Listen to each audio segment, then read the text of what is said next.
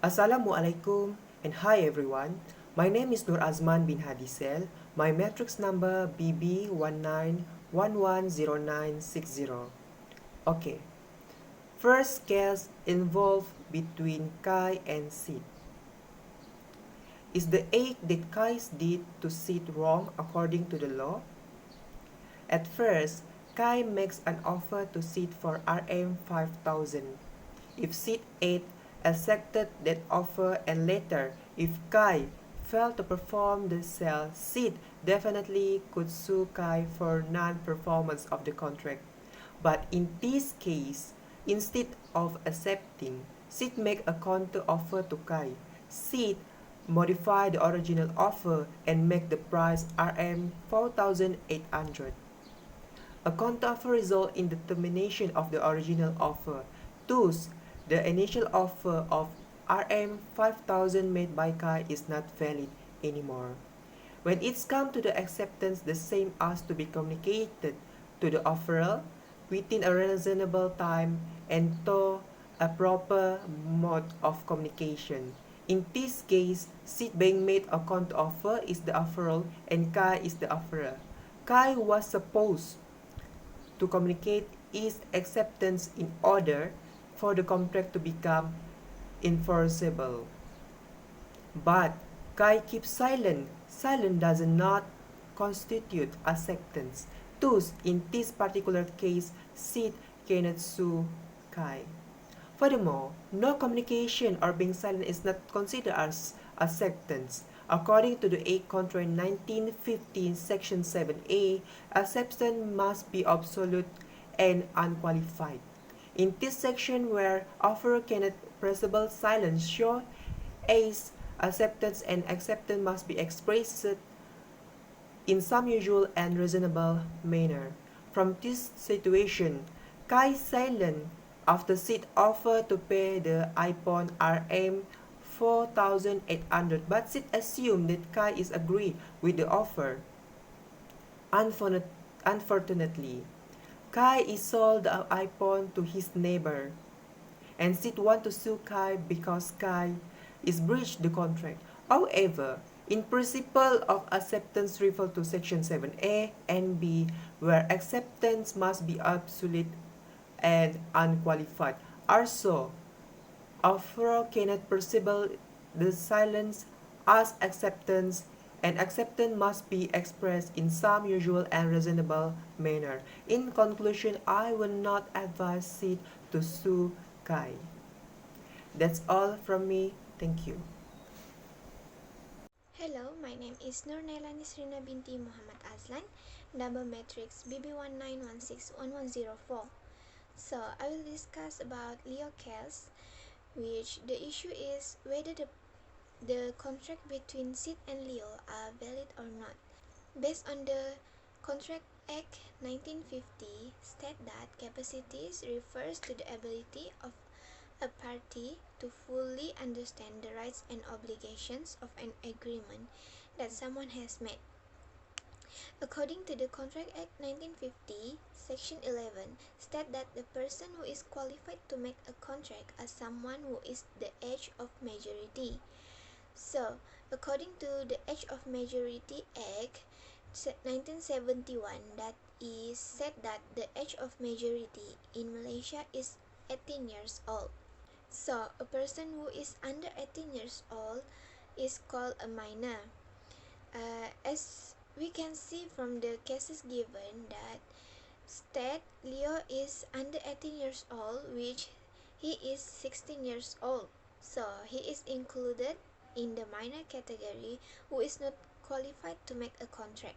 Regarding the ability of minor contracts, the general rule that all contracts that entered by a minor are not only void, but indeed it is invalid and void from the outset. This is stated in Contract Act 1950, Section 11, that there are three categories that who are qualified to make contract.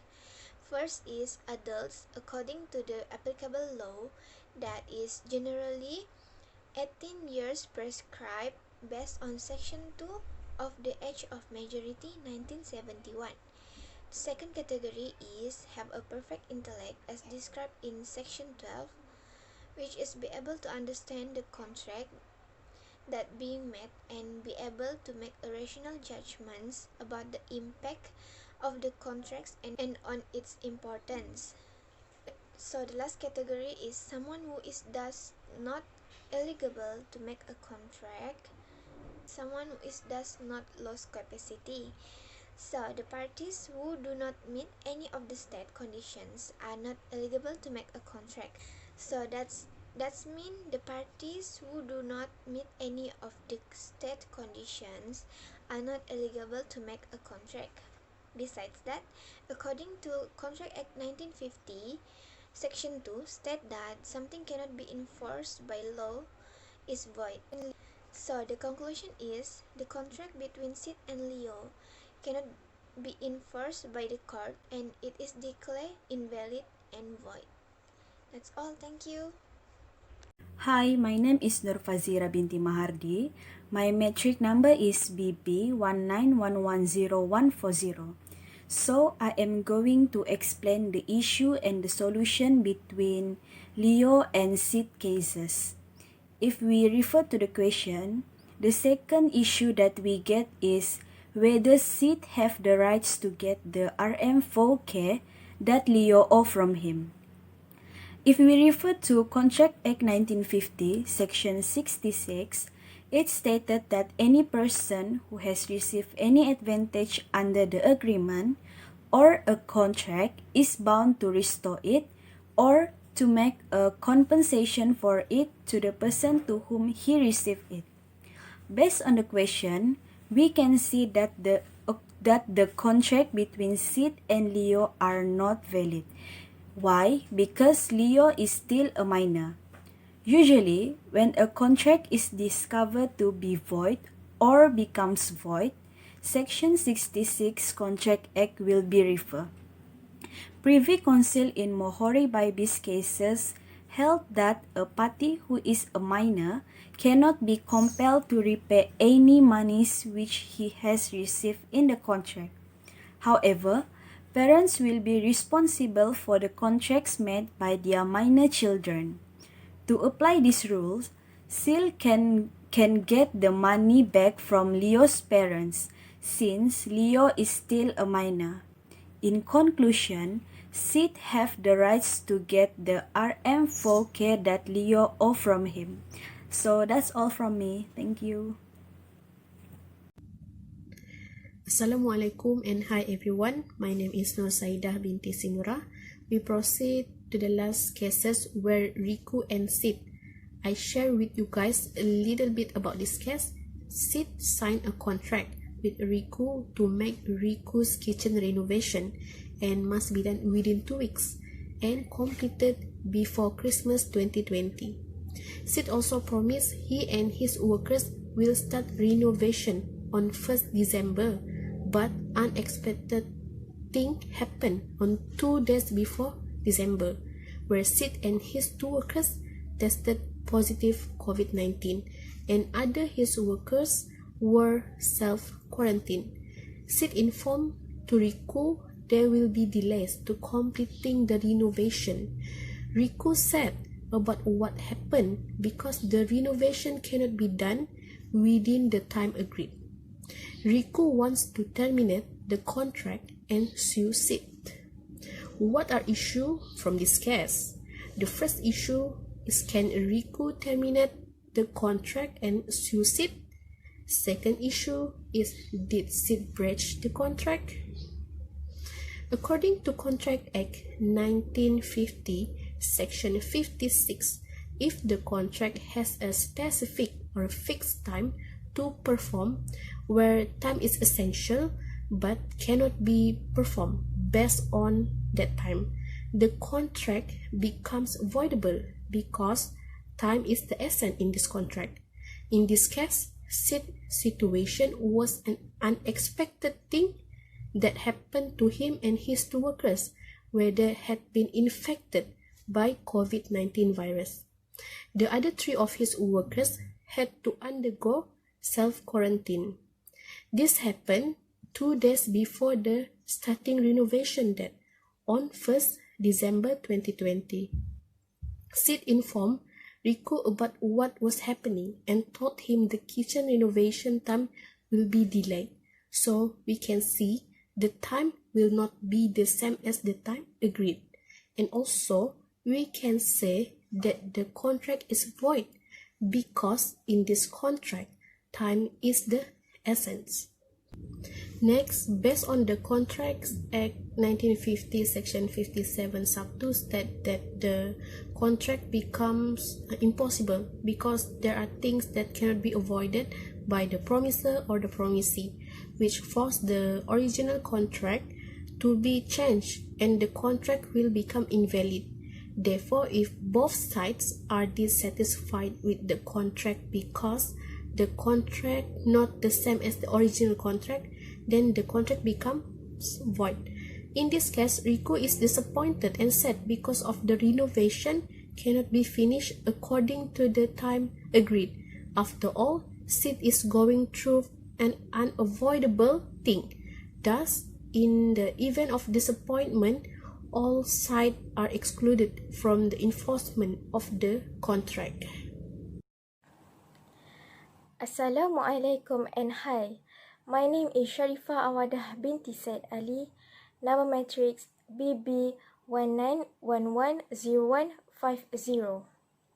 Okay, for the next section is according to the Contracts Act 1950, Section 66 states that a person who has benefited during the contract but the contract has become void and invalid, the person is obligated to pay compensation to the person who has given the benefit.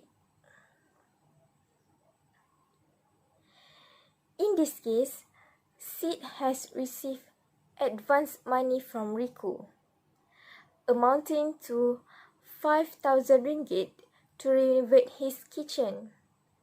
So, after this contract is void and no longer valid, Sid has to pay compensation in the same amount as Riku has given to him, which is Rm 5,000 ringgit. In this case, you can refer to Siu Ho and Ors versus Nikmat Maju Development Sendian Berhad, which Bukit Pelandok was hit with Japanese encephalitis, JEE disease, in the areas.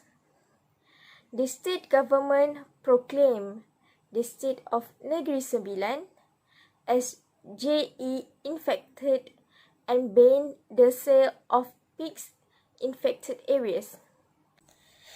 This may cause the JE disease spread more worse if the state government did not direct them to stop rearing the infected pigs. So, the conclusion for this issue, can Riku terminate the contract and sue Sid? Did Sid breach the contract? In conclusion, the contract that Sid and Riku had agreed to was discharged by frustration, impossibility, and performance because the consequences of something unexpected will happen to Sid as promisee and who used Riku as promisor to be frustration. This is also cannot be sued by Riku because no contract will be used the unexpected and make the contract void and discharge. That's all from me. Thank you.